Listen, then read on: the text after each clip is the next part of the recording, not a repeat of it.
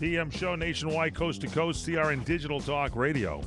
I'm Michael Horn along with the great Fred Dreyer. Fred Dreyer, great star, ladies and gentlemen. That Series Hunter, one of my all-time favorites. The man, a great, incredible football player. So many years in the NFL. He'll tell you stories about that all day long. And today we're kind of kicking the tires, getting Fred interested here in talk radio because he's a big talk radio fan. And so if you had a topic that's really on your mind and to develop some stories, what would it be in this particular point in our lives now? What kind of catches your fancy and gets your interest?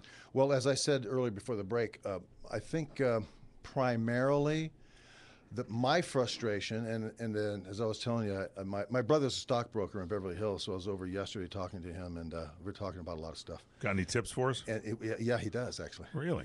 Yeah. Good. I can't tell you now, but I'll tell you later. And good ones, too. Good. But we were talking about, just what is going on. He's in the financial world. Right.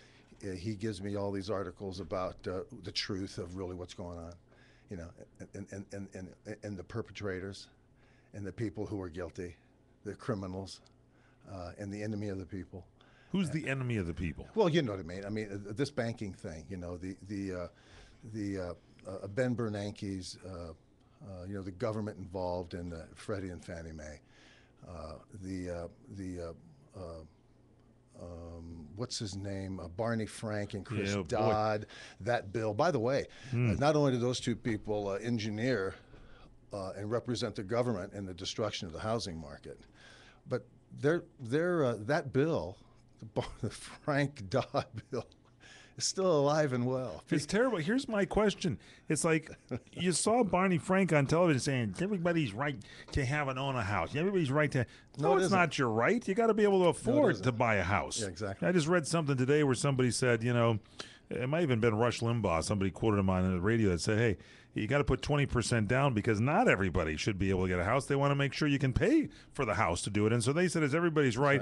And people that had no business buying a house, didn't know anything about buying a house, didn't know what a loan was, got into these houses, and all of a sudden the market goes upside down. And has anybody, not that we should be pointing the finger of blame, but has anybody gone back to Barney Frank we should point and the to finger Chris of blame. Dodd and That's say, the problem. hey, you screwed up. What are you going to do about it now? Well, this that's was exactly your bill. the problem. And this Hank Paulson, the guy who ran the Fed, right? The guy that left Goldman Sachs, right? And when he left, he took $500 million with him. Where's that money? That's where the TARP payoff went.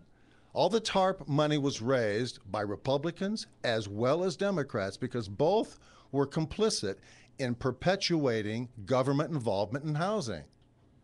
And there's a great article in the American Spectator. If the viewers and listeners want to go get it, it's last month's Spectator, has a great article in there about exactly who and why and what happened.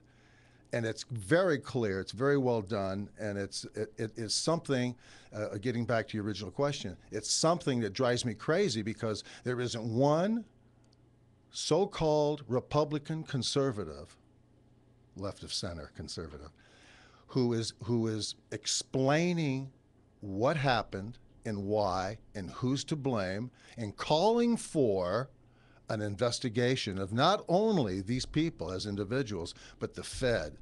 If you don't investigate the Fed, if these topics are not in the lexicon of the 8 to 10 to 12, you name how many, people running for the Republican nomination, if these people aren't talking to you right now about what their platform is going to be, and it's early, certainly, but if they're not telling you about how to roll this back, how to go right at government and take all of this underpinning that's been put up by both parties out and free it up, you don't want to vote for them. And that's true. It's the same old rhetoric. It's boring. It's like the same old pablum that we're being fed. I'm going to do this. I'm going to do that. We got to do this. We got to do this.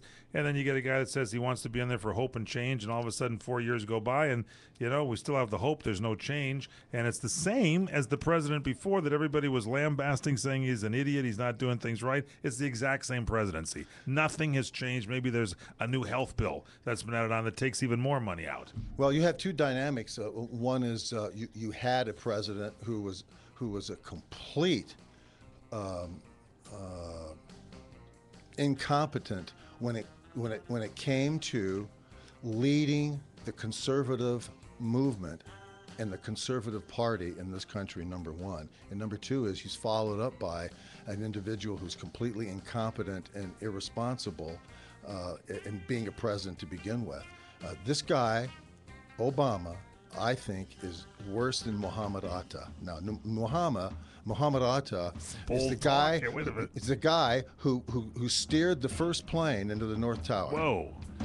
That's powerful words. Yes, it is. And he's just as guilty as Muhammad Atta terrorizing this country, and we'll get into it when we come back probably. I don't know, Carter was pretty bad too, I got to tell you there. Johnson, don't leave him out either. Thank you. We'll be back with Fred Dryer on CRN.